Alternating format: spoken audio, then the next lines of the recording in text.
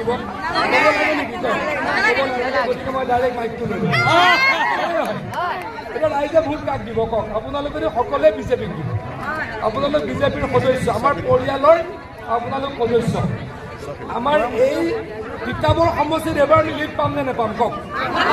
নেপাম আমি যোৰহাটতে আছো মই ভাবো যে কিতাপত এইবাৰ প্ৰথমবাৰৰ কাৰণে 25,000 পৰা 30,000 ভোটৰ ব্যৱস্থা কাৰ্যকৰ্তাসকলে অনুগ্ৰহ কৰি যদি এবাৰ হাত দাঙে মই ভাবো খুব ভাল লাগিব এবাৰ হাত দাঙকচোন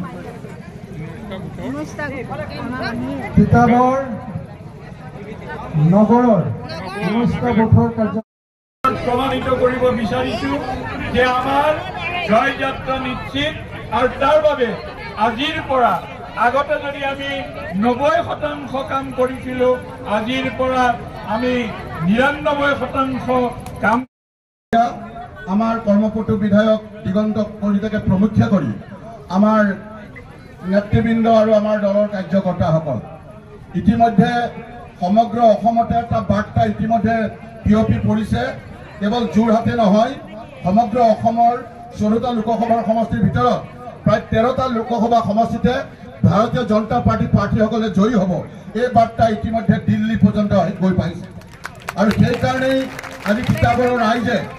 তিতাবৰৰ ৰাইজে যিসকল আমাৰ কাৰ্যকৰ্তাও নহয় তেনেকুৱা সাধাৰণ জনতাই আজি সিদ্ধান্ত লৈছে কংগ্ৰেছমুখী হৈ থকা বহু আজি ভোটাৰে সিদ্ধান্ত গ্ৰহণ কৰিছে যে তপন গগৈ ডাঙৰীয়াকে ভোট দিব গৌৰৱ গগৈ ডাঙৰীয়াক ভোট নিদিয়ে ইয়াৰ মূল কাৰণটো হৈছে যে আজি মই নিজে তেখেতৰ পিতৃ তৰুণ গগৈৰ লগত আছিলো কিন্তু আজি মই কিয় ভাৰতীয় জনতা পাৰ্টীত যোগদান কৰিলো ইয়াৰ কথাটো হৈছে যে কংগ্ৰেছ দলটো যেনে কলপাতবিলাক চিৰিকে পাতে শিল পৰিলে ইমান শিল পৰিছে কংগ্ৰেছ দলটো চিৰিকে ভাগিছে এই লোকসভা নিৰ্বাচনৰ পিছত দিল্লীত কংগ্ৰেছ দলৰ নেতৃত্ব নিশেষ হ'ব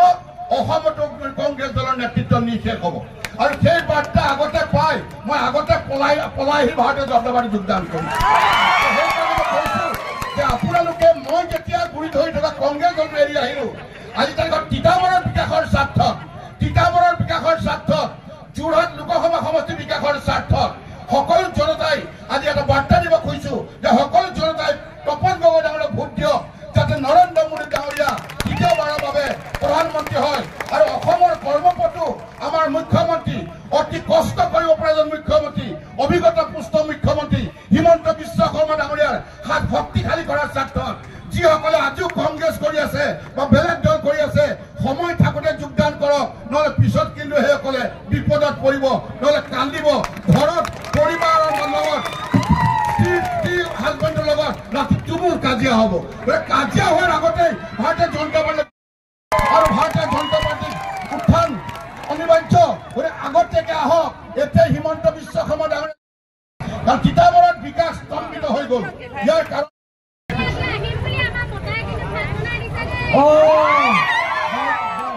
বাইদেউৰ নামটো কি সুনী হাজৰিকা বাইদেউ আজি নিজৰ মতাটোৰ বদনাম নাম বুলি আগেই ভুল যাব ধৰিছে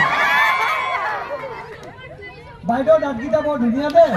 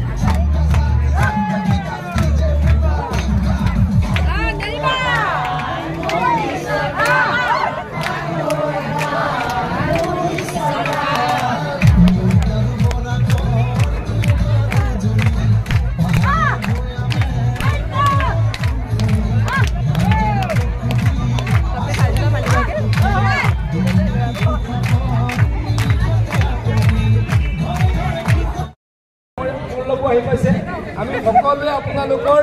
ঘৰৰ একোজন সদস্য গতিকে প্ৰথমতে মই আৰু হেমন্ত দাস আছে কাৰো নাম নোলোৱাকৈ ভাষণ দিলোঁ